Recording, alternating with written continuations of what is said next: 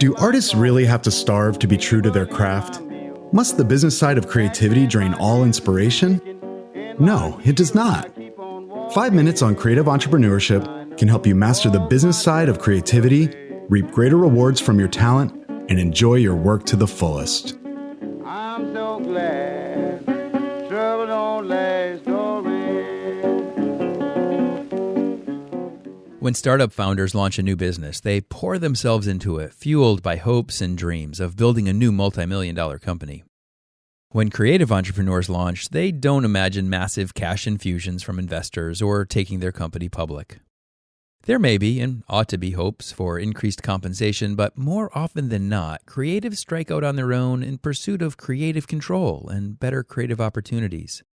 Generally speaking, creatives run businesses as more of a lifestyle choice than as a business investment. But do creatives need to be content with mere income replacement? Or can creative entrepreneurship deliver higher returns? I'm Eric Holter, and I've been a serial creative entrepreneur for over 3 decades. After graduating from Rhode Island School of Design in 1991, I could cut and print beautiful wood engravings. But I had no idea how to run a business. They just don't teach enough about business in art school.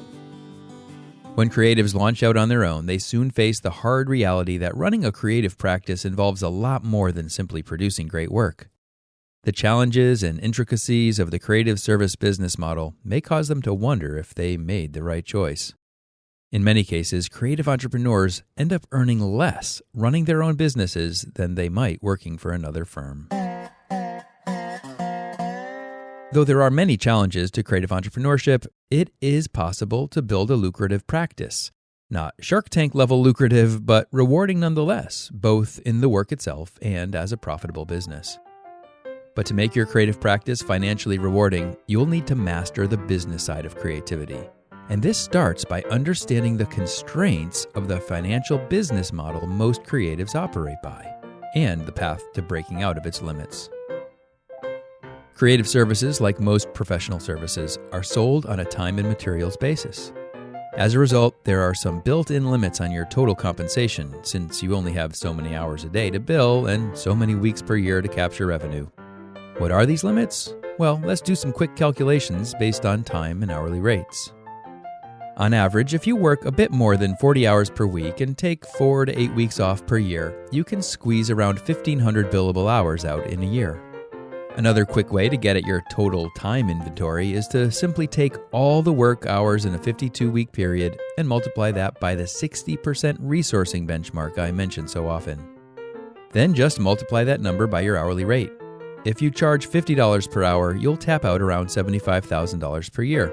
At $100 per hour, you can get up to $150,000, and at $150 per hour, you're hitting $225,000 a year. Not too shabby.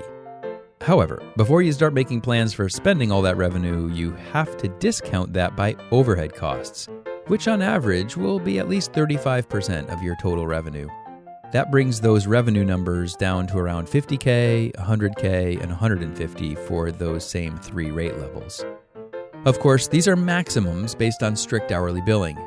If you have additional downtime because you go without billable work for a while, that puts direct downward pressure on your maximum compensation.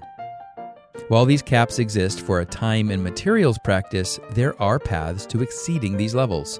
Of course, you can hire help and increase your time inventory, but keep in mind that that also increases your overhead, and unbillable downtime against fixed employee salaries can seriously undermine your profitability, even land you in the red. A better path is to move beyond the billable hour. If you can get to project fee pricing, you gain the opportunity to capture additional margin, if and when your actual time spent comes in under your fee. And that fee, though it should take your time and rates into consideration, does not have to be limited by those. Of course, fee-based pricing cuts both ways. If you go over your fee, then you effectively start discounting your rate and lowering your net revenue and profits.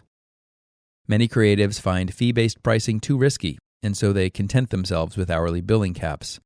But if you practice pinpoint positioning and start building focused expertise, your ability to charge higher fees and gain efficiency to boot can open up the doors to significantly higher revenue and personal compensation from your creative practice. Until next week, don't let the business of creativity overwhelm your creative business. 5 Minutes on Creative Entrepreneurship is a podcast by Eric Holter, mentor to creative entrepreneurs. You can find more content and resources at erichholter.com. His book, Blazing the Freelance Trail, is available on Amazon in print, Kindle, and audio. If this podcast is helpful to you, be sure to share it with your colleagues, and ratings and reviews are always appreciated. I'm so glad.